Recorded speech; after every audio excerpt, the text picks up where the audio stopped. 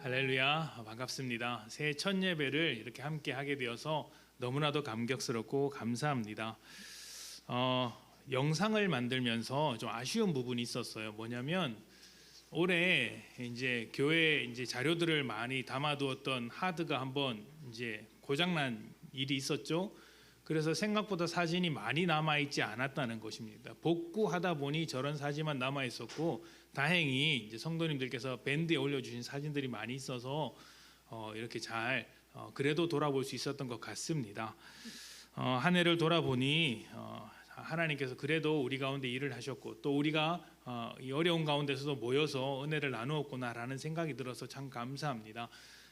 내년에는 이제 마스크도 해제된다라는 이야기가 들리지 않습니까? 그러니까 얼마나 귀합니까? 이 시간들이 이제 올해보다 훨씬 더 풍성한 은혜를 누릴 수 있는 그런 2023년이 되었으면 좋겠습니다. 자, 올해 우리 교회가 함께 힘을 쏟아야 할 말씀은 이제 실천적 그리스도인이 되라입니다. 예년같이 송구영신 예배였으면 꽁꽁 비밀을 하고 있다가 짠 하고 할 텐데, 이게 주보에서부터 이미 제목이 나와가지고, 그죠? 자, 우리 함께 읽어볼까요? 실천적 그리스도인이 되라. 실천적 그리스도인이 되라. 아멘. 감사합니다.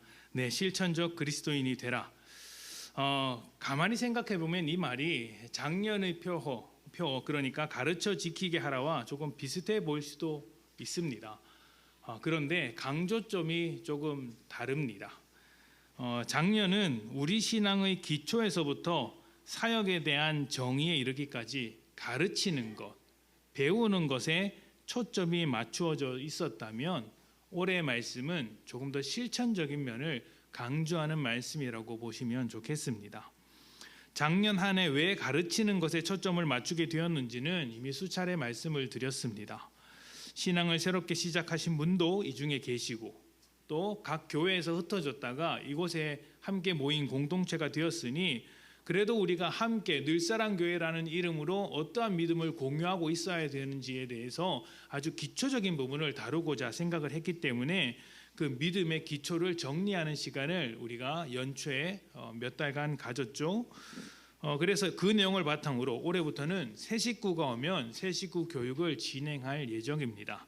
아직 다 이제 새 식구 이제 교재가 만들어진 것은 아니지만 아마 조만간에 만들어지게 될 것이고, 그 내용을 가지고 이제 새 식구 교육, 새신자 교육을 하게 될 것입니다. 또 뿐만 아니라 이제 믿지 않는, 우리 지역 내 믿지 않는 가정들의 불화, 또 이런 것들을 보면서, 부부간의 갈등을 보면서 믿는 우리의 가정, 믿는 부부는 좀 달라야 되겠다라는 생각 때문에 이제 부부에 대한 이야기도, 가정에 대한 이야기도 했었죠. 뿐만 아니라 하나님의 사역에 대해서 무엇인지, 제자 훈련을 넘어서 그 다음 단계로 나아가기 위한 사역 훈련에 대한 이야기도 우리가 짧게 나누었습니다. 이런 모든 것들이 이제 하나님께서 우리에게 주시고자 하는 것들을 가르치고 배우는 시간이었다라고 생각을 합니다. 그리고 사실 지난 5년간 개척하고 나서 지금까지 우리는 가르치는 일에 조금 더 집중되어 있는 교회였습니다. 말씀을 가르치는 것은 교회의 아주 기본적인 사역이긴 하지만, 이 초반에는 교회의 방향을 잡고 사람들을 세우기 위해서 계속해서 말씀을 가르치는데 힘을 쏟았습니다. 그 결과 지금 훌륭한 기둥과 같은 일꾼들, 사역자들이 잘 세워졌다라고 생각을 합니다. 직분자들도 세워졌고, 또 직분을 가지지 않았으나 신앙에 대한 마음을 가지고 그래도 내가 하나님의 뜻대로 살아야 되겠다라고 결단하는 성도님들이 계셨고, 또 이제 각 부서와 또 각 부서의 어떤 리더들이 세워졌습니다. 참 귀한 일이죠. 앞으로도 더 많은 성도님들이 각자의 자리에서 감당하실 뿐만 아니라 또 귀한 일꾼으로 세워졌으면 좋겠습니다. 자, 이렇게 지난 5년 동안, 그리고 작년까지의 말씀이 가르치고 배우는 것에 초점이 맞춰져 있었다면, 올해는 그 가르친 것을 바탕으로, 배운 것을 바탕으로, 우리 속에 심고 있는 그 말씀을 바탕으로 조금 더 실천적 그리스도인이 되라는 것입니다.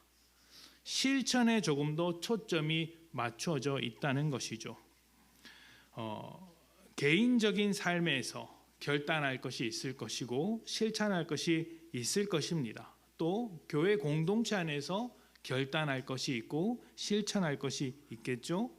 이 부분을 한 달 동안 천천히 살펴볼 것인데 오늘부터 실천적 그리스도인이 되라는 이 말씀 앞에서 여러분들 스스로 결단하셔서 그래 내가 실천하면서 살아야 되겠다 이렇게 다짐하는 시간이 되었으면 좋겠습니다. 자, 오늘 말씀은 누가복음 6장 말씀인데 사실 우리에게 조금 익숙한 말씀입니다. 마태복음에도 비슷한 말씀이 있는데요. 마태복음에는 반석 위에 집을 지은 것과 모래 위에 집을 지은 것에 대한 이야기가 나온다면 누가복음에서는 집을 짓되 반석에 주추를 놓은 사람과 모래에 주추를 놓은 사람에 대한 이야기가 나옵니다.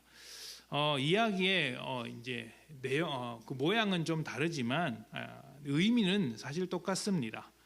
평소에는 똑같은 집이지만 멀쩡하게 사람이 살 수 있는 것 같은 집이지만 폭우가 쏟아지고 홍수가 밀려들게 되면 어떤 집이 잘 지은 집인지 드러나게 된다는 것이죠. 그러니까 반석 위에 지은 집 그리고 반석에 기둥을 잘 세워둔 집이 튼튼하다 이 이야기를 하고 있었던 것이죠. 여기서 말하는 홍수가 나는 때는 하나님께서 그 사람의 믿음을 들여다보는 때일 수도 있고 또 생각하기에 따라서는 우리 인생의 어떤 위기나 우리의 믿음이 고스란히 드러나게 될 어떤 고난이나 어려움을 당하는 순간이라고도 생각할 수 있습니다. 우리 삶에서 어떤 결정적인 순간, 홍수와 같은 순간을 만나게 될 때 끄떡없이 잘 지은 집과 같은 믿음을 소유한 사람이 과연 어떤 사람이냐에 대한 이야기를 주님께서 이 이야기를 통해 하고 계신 것이죠. 단단히 기둥을 세운 진짜 믿음과 대충 지어진 가짜 믿음의 차이는 내가 주님을 얼마나 찾느냐, 주님을 얼마나 부르짖느냐로 판가름 나는 것이 아니라는 말씀을 주님께서 하고 계십니다. 어디서 판가름이 날까요? 주님의 말씀을 행하면서 사느냐, 여기에 달려 있는 것입니다. 예수님께서 살아계시던 당시에 예수님을 주님으로 인정하는 사람은 참 많이 있었습니다. 여기서 주님이라는 것은 다양한 의미로 여겨질 수가 있는데 존중받을 만한 선생님이나 도움이 될 만한 어른을 호칭하는 용도로 주님이라는 말을 사용하기도 했고 정말 자기 인생을 모두 내어 맡길 만한 주권자를 부를 때도 주님이라는 말을 썼습니다. 특히 황제에 대한 유일한 표현으로서 주님이라는 말을 사용하기도 했습니다. 그러니까 황제가 나의 왕이 아니라 예수님께서 나의 왕이다라는 고백을 주님이라는 말에 담아서 했던 것이죠. 그런데 아무리 다양한 의미로 주님을 부른다고 한들 그렇게 불러댄들 믿음이 확인되는 자리는 내가 예수님을 주님으로 부르냐 안 부르냐의 문제가 아니라 그렇게 주님으로 부르는 그 예수님의 말씀을 따라 살아가느냐 살아가지 않느냐가 핵심이라는 것이죠. 바로 이 점에서 우리의 믿음이 결정난다 이렇게 말하고 있는 것입니다. 말씀을 듣고도 행하지 않으면 주님이라고 부르는 것 자체가 의미 없습니다. 주인의 말을 듣지 않는 종이 진짜 종이라고 말할 수 있을까요? 오랫동안 신앙생활을 하다 보면 어떤 큰 문제 혹은 오해가 생기게 되는데 비판을 잘하되 행함이 적어진다는 것입니다. 오랫동안 신앙생활을 하면 보고 듣고 아는 것은 많습니다. 여러분 한 주에 설교 한 번씩 듣고 1년만 들으면 50번을 듣습니다. 50번 강의를 들으면 웬만한 내용은 압니다. 그런데 여러분이 1년만 신앙생활한 게 아니죠. 1년, 2년, 10년 이상 하신 분도 계시죠. 그러면 성경이란 하나의 주제를 가지고 500번 이상 설교를 들은 겁니다. 그러면 대충은 압니다. 아는 만큼 실천을 해야 하는데 대부분 아는 만큼 판단을 합니다. 문제는 여기서부터 시작되는 것이죠. 남을 정죄하는 것이든 남을 돕고자 말하는 것이든 그것이 이제 자꾸 판단의 영역으로 나아가게 된다면 그것은 건강한 믿음이라고 말할 수 없죠. 다른 사람의 잘못이나 실수 또 약한 부분을 잘 알아채서 때때로 선한 의도로 돕기 위하여 때로는 조금 악한 의도로 자기를 드러내고자 그 약함을 꼬집어낼 때도 우리는 판단을 합니다. 또 어떤 경우에는 그 화살을, 그 판단의 화살, 정죄의 화살을 자신에게 돌려서 스스로 자책하고 정죄할 때도 많이 있습니다. 그런데 남을 정죄하는 것이나 자신을 정죄하는 것 둘 다 잘하는 것이 아닙니다. 절대로 잘하는 것이 아닙니다. 신앙이 좋은 것이라고 말할 수도 없죠. 주님의 은혜를 모르고 하는 일들에 불과합니다. 주님은 우리에게 은혜를 주실 때, 믿음을 주실 때 낙심하라고 주신 적이 없습니다. 또 정죄하라고 믿음을 주신 적도 없습니다. 부족한 부분이 보이면 고쳐서 새롭게 되라고 믿음을 주신 것이죠. 그러니까 우리가 어떤 문제를 발견했더라도 그 문제 때문에 스스로 자책하며 낙심할 것이 아니라 거기서부터 일하시게 될 하나님의 은혜를 기대하면서 나아가야 하는 거예요. 근데 우리는 알게 된 것으로 다른 사람을 낙심케 하든지 아니면 우리 자신을 낙심케 하든지 이런 방향으로 흘러가는 경우가 꽤나 많습니다. 주여 주여 말은 잘하지만 실제로 자기 삶에는 주님의 뜻대로 살지 않는 사람, 주님의 뜻대로 행함이 없는 사람, 머리로는 주님을 알고 마음으로는 믿는다고 하면서 그 믿음을 실천하지 않는 사람, 아는 것으로만 그치는 사람, 그런 사람을 무엇이라고 부르는지 아십니까? 실천적 무신론자라고 이야기를 합니다. 이론적으로는 예수를 믿어요. 실천적으로는 무신론자와 똑같은 것입니다. 실천적 무신론자입니다. 실천적 무신론자들은 자신을 무신론자라고 생각하지 않습니다. 오히려 반대입니다. 나는 하나님을 잘 알고 있고 오랫동안 신앙생활을 해왔으니 하나님을 믿고 예수를 믿고 있다라고 확신합니다. 믿는 것이 확실하다고 고백을 합니다. 주일에 예배도 나오고 필요하면 언제든지 기도하고 또 내 마음에 위로가 필요할 때는 말씀을 찾습니다. 읽습니다. 이 정도 하면 겉으로 볼 땐 누가 봐도 그리스도인이 맞습니다. 그런데 삶의 결정적인 순간 정작 중요한 문제가 오면 무신론자들과 똑같이 행동하더라는 거예요. 나에게 있어서 빼앗길 수 없는 문제가 걸리게 될 때, 자기의 중심에 근접한 문제를 만나게 되면 하나님은 온데간데 없이 사라지고 자기 자신만이 남아서 하나님이 없다고 말하는 무신론자들과 별반 다를 바 없는 구별할 수 없는 삶을 살아가는 것입니다. 이론적으로는 그리스도인일지 몰라도 실천적으로는 무신론자인 것이죠. 주님은 행함을 굉장히 강조하셨습니다. 행함으로 구원을 얻는다는 것이 아닙니다. 주님의 은혜로 우리를 구원하셨고 여기까지 인도하셨죠. 그 은혜 가운데 있으면 그 은혜를 받아서 살아가라 이렇게 말하는 것이죠. 삶이, 행함이 굉장히 중요한 것입니다. 하나님께서 존재하시며 날마다 우리 곁에서 도우시고 지켜보신다면 그분이 우리의 모든 것을 주신 분이시고 책임지시는 분이라고 인정한다면 어떻게 하나님의 뜻을 따라 살지 않을 수 있겠느냐는 것입니다. 진짜 하나님을 살아계신다고 너희가 믿는다면 어떻게 하나님이 없는 것처럼 살아갈 수 있겠느냐, 이렇게 되묻고 계신 것이죠. 믿으면 믿는 대로 살아야죠. 우리는 그리스도인이면서 실천적인 무신론자, 실천적 무신론자라는 아주 굴욕적인 이름을 가질 수 있습니다. 그러나 이 이름을 떼어버려야겠죠.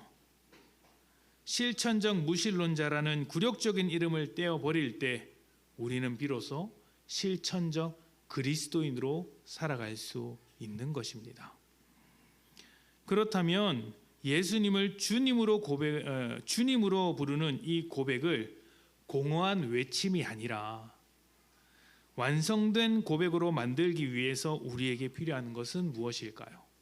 우리가 실천적 그리스도인이 되기 위하여 주님을 정말 나의 주님으로 인정하며 행하는 삶, 이 고백을 완성하는 삶을 살기 위해서 필요한 것은 무엇일까요? 마태복음 6장 46절부터 47절을 읽어볼 텐데요. 이 말씀에는 실천적 그리스도인이 될 수 있는 세 가지 중요한 원리가 있습니다.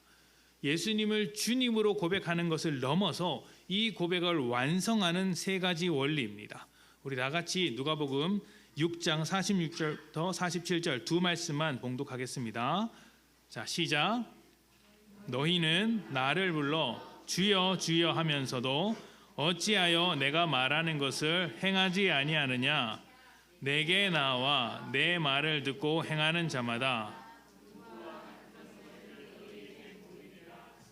아멘.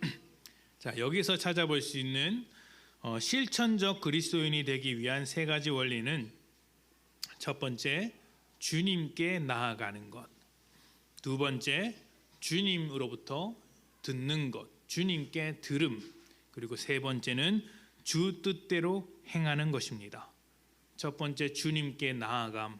두 번째, 주님께 들음. 세 번째, 주 뜻대로 행함. 이 세 가지입니다. 이 부분을 다음 주부터 자세히 살펴보겠지만 오늘 대략적으로 나누자면 이렇습니다. 첫 번째, 주님께 나아감은 우리가 중요하게 여기는 것들을 떠나서 주님께 나아가는 것을 의미합니다. 작년이죠. 작년 2022년에 저희 집이 이사를 했습니다. 계약이 만료되고 이제 조금 더 이제 우리가 형편에 맞는 집이 있어서 그곳으로 들어가게 되었습니다. 근데 이사할 때마다 느끼는 것이지만 짐이 왜 이렇게 많은지 모르겠어요. 이제 꺼내다 보면 한도 끝도 없이 나오는 것이 짐입니다.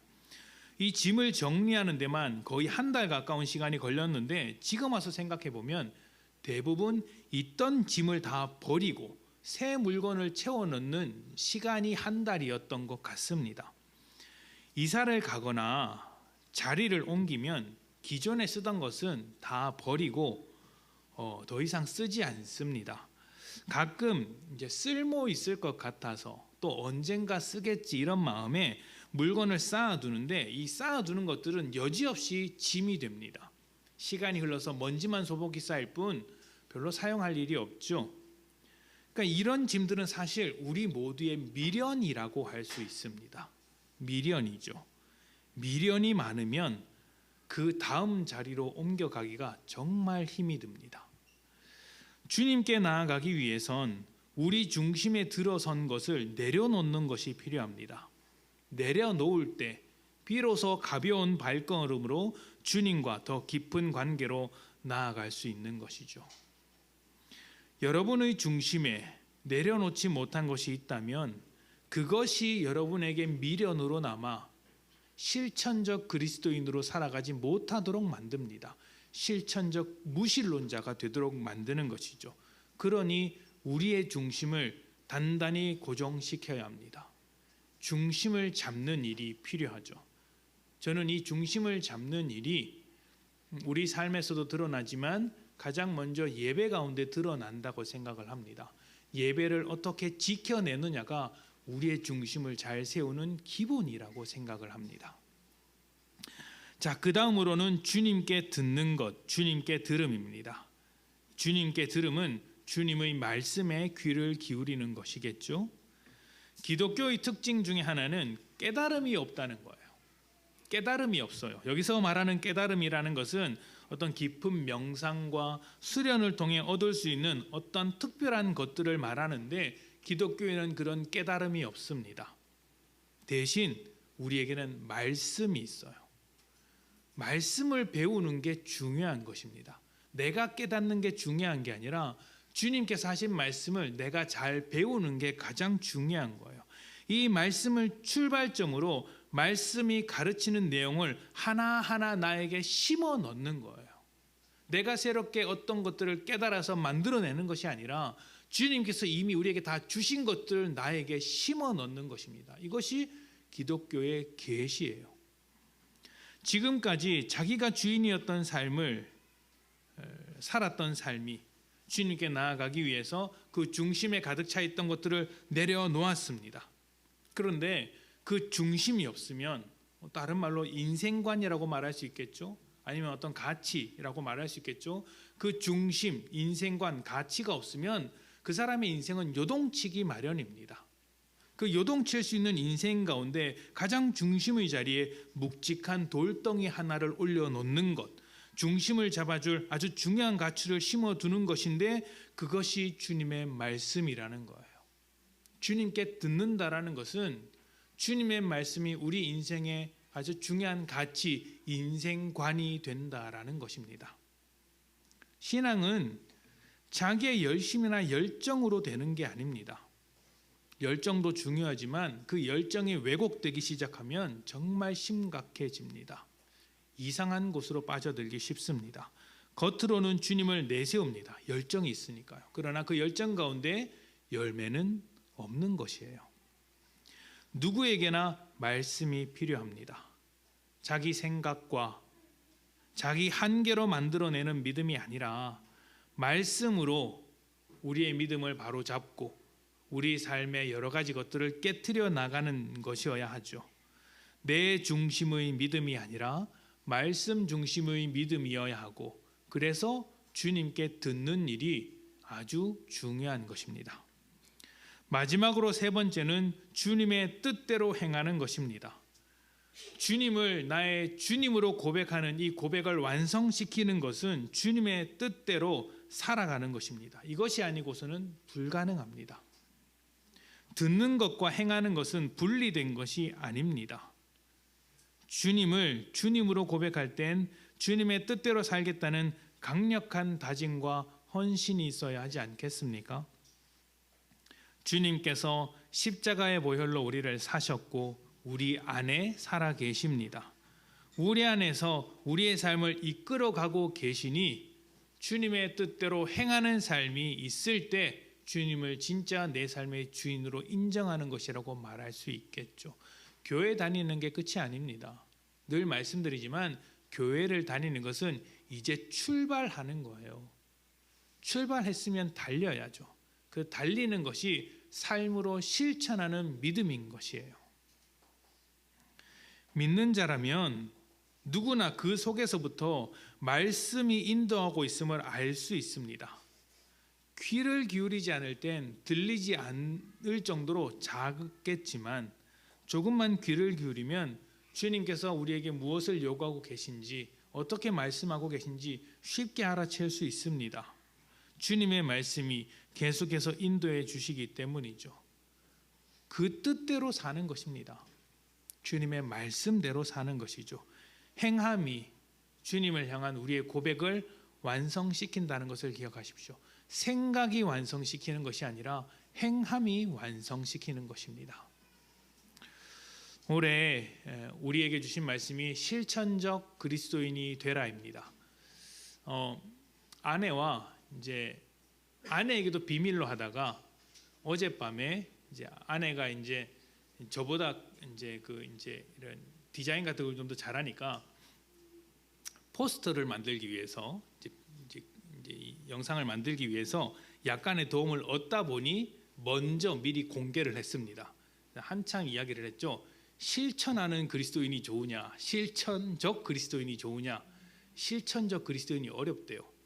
근데 제가 이 말이 훨씬 더 좋다고 생각을 해서 이제 결정을 했습니다.